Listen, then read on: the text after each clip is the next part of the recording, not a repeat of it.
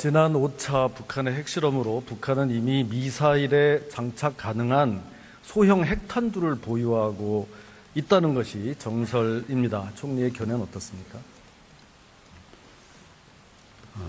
의원님 걱정하시는 것처럼 북한이 그동안 핵 개발에 진력을 해서 핵물질 보유고를 늘려왔습니다.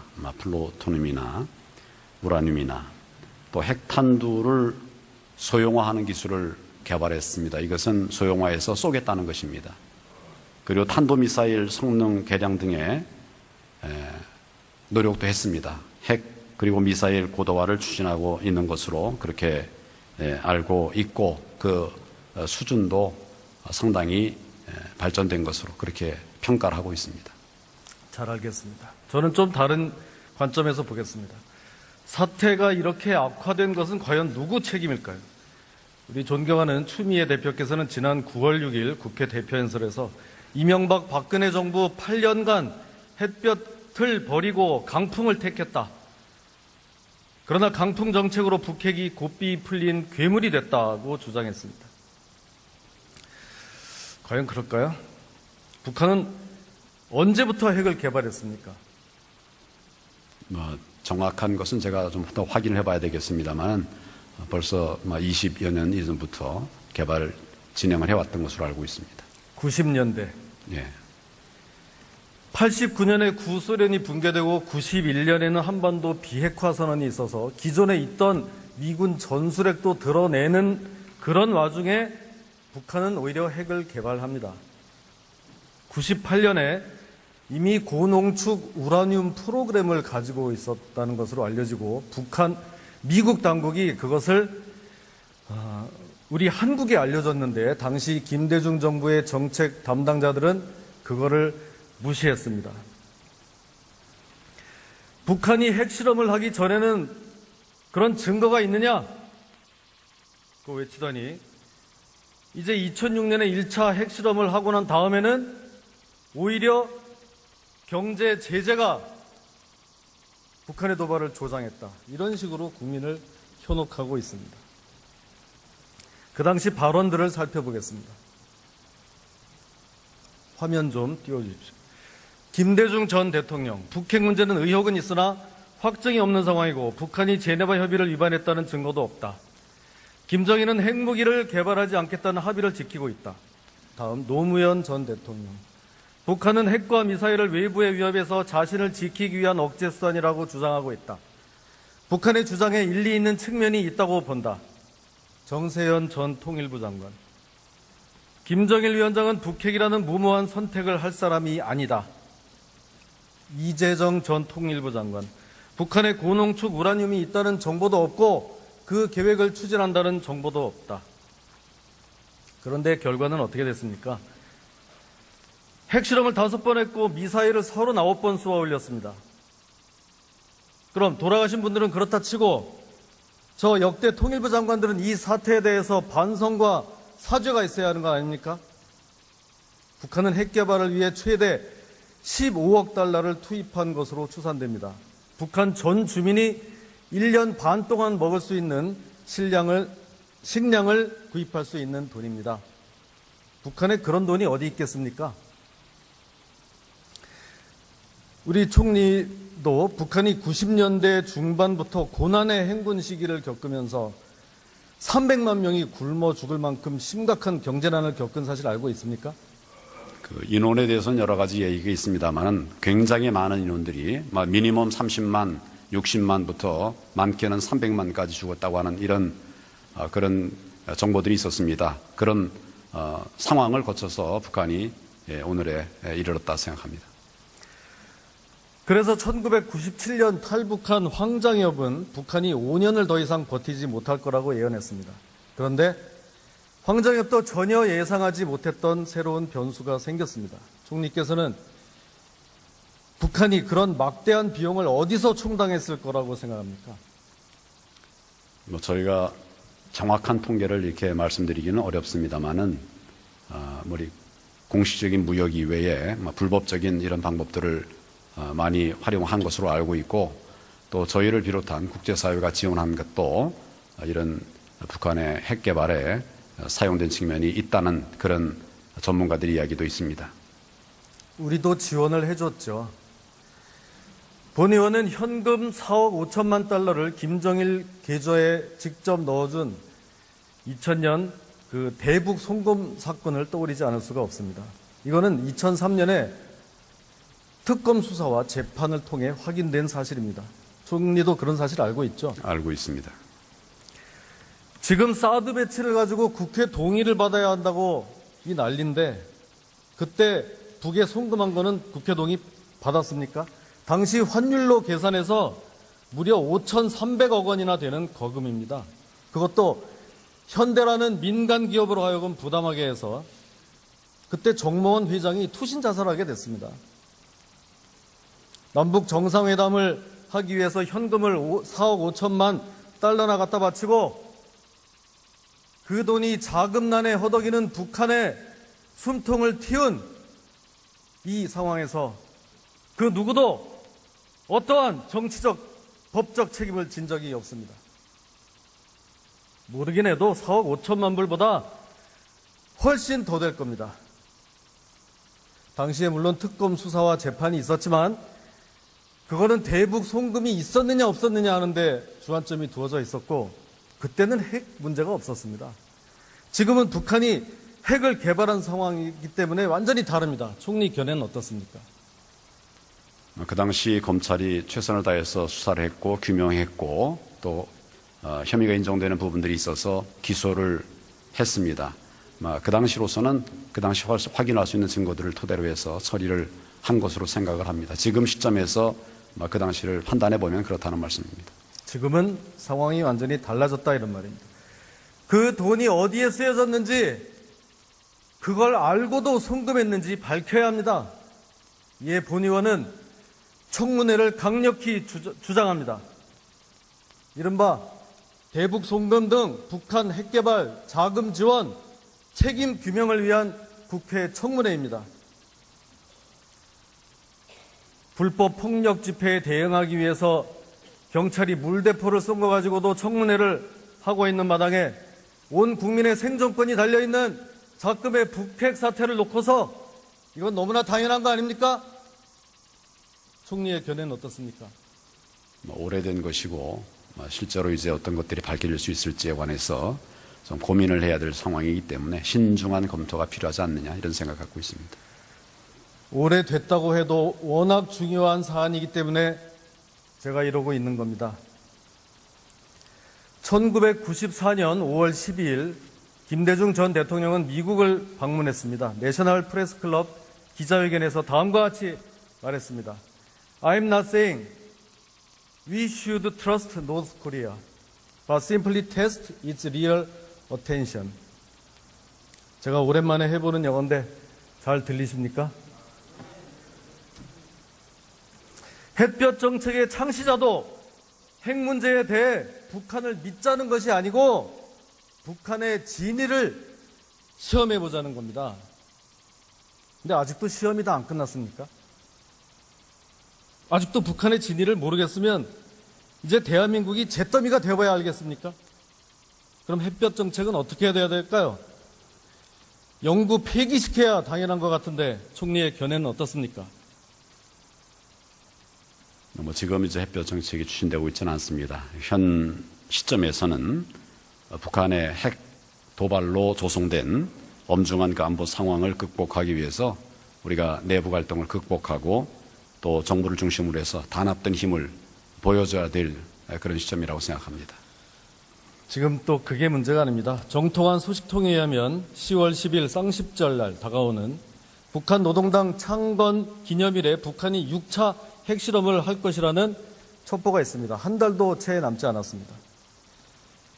화면 좀 띄워주시죠. 칼기 폭파 사건, 제2연평해전, 천안함 폭침, 연평도 피격, 줄리은 핵실험, 미사일 발사에 우리가 제대로 보복 응징을 한 적이 있습니까? 맨날 엄포나 놓고 호소나 하고 있으니 상대가 콧방귀도 뀌지 않는 것 아닙니까? 평화를 원한다면 전쟁을 준비하라고 로마 시대의 베게티우스 장군이 말했다고 합니다. 거기에 답이 있습니다. 이에 본 의원은 정부가 다음과 같은 사항을 즉시 공표할 것을 강력히 요구합니다.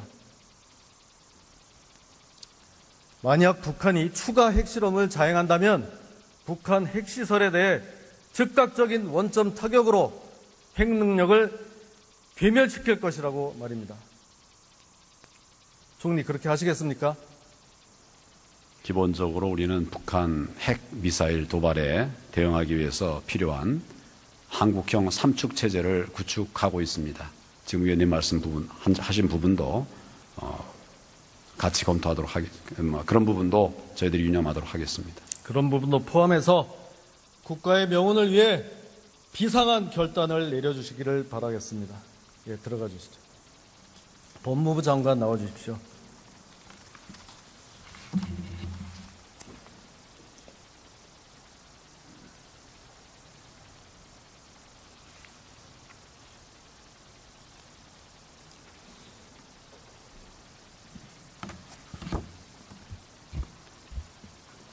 네.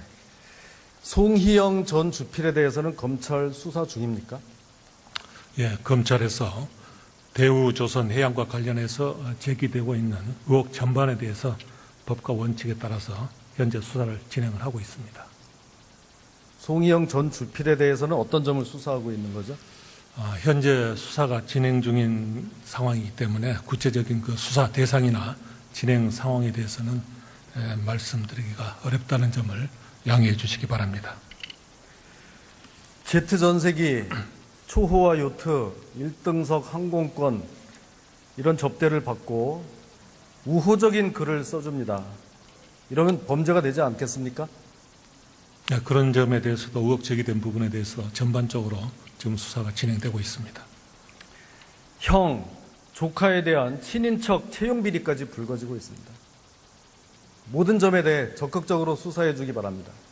예, 의원님 말씀에 유념을 해서 대우조선해양 관련 의혹 전반에 대해서 검찰이 법과 원칙에 따라 엄정하게 수사하도록 지휘 감독을 하겠습니다. 한간에선 우병우 사건을 물타기 하기 위해 송희영 사건이 나왔다고 하는데 천만의 말씀입니다. 우병우는 우병우, 송희영은 송희영입니다. 오히려 우병우 사건으로 송희영 사건을 물타기 하지 마십시오. 철저히 수사해 주기 바랍니다. 예, 법과 원칙에 따라서 엄정하게 수사하도록 지휘하겠습니다. 예, 돌아가십시오. 총리 다시 나와 주시기 바랍니다.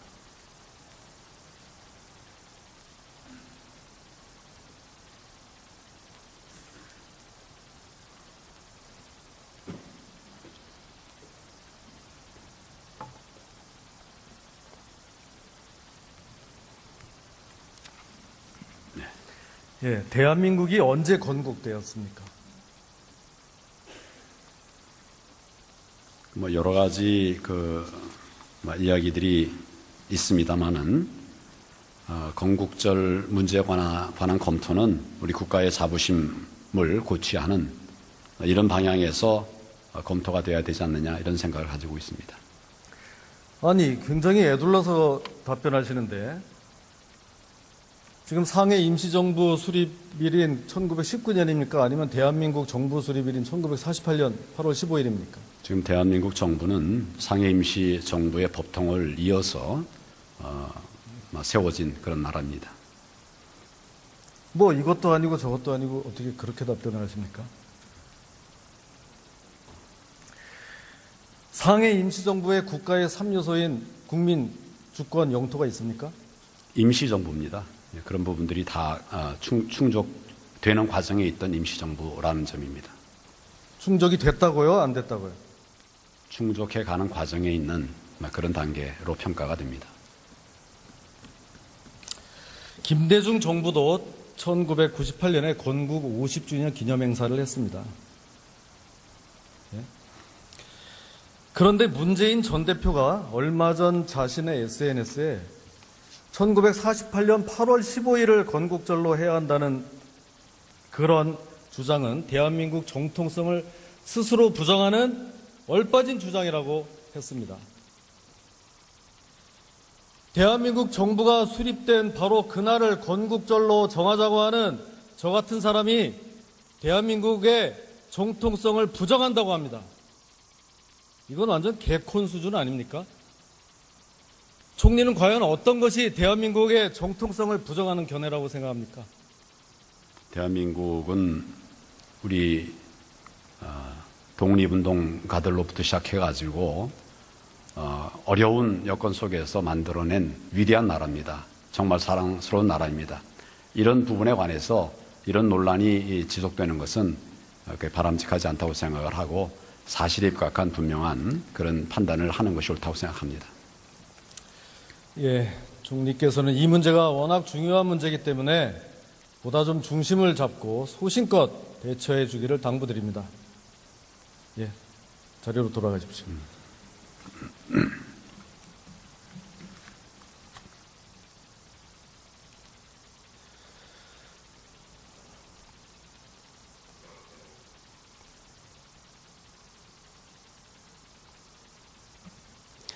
대한민국 건국 대통령 이승만에 대한 재조명이 필요합니다. 저는 80년대 초반에 대학에 들어가 운동권 선배가 준 책을 읽었는데 이승만에 대한 비판을 넘어 거의 저주에 가까운 내용들이었습니다. 그중에 대표적인 것이 이승만이 자신이 먼저 도망쳐놓고 한강 인도교를 폭파시킨 아주 비열한 인물로 묘사해 놓은 것이었습니다. 저도 처음에는 그 말을 믿고 비분간개했었습니다. 그런데 살면서 철이 들어보니까 좌익 운동권이 하는 말 중에 거짓이 아닌 게 없었습니다. 다시 생각해 봤습니다. 수도 서울이 1950년 6월 28일 적에게 함락되는데 이 대통령은 그 하루 전날 27일 피난합니다.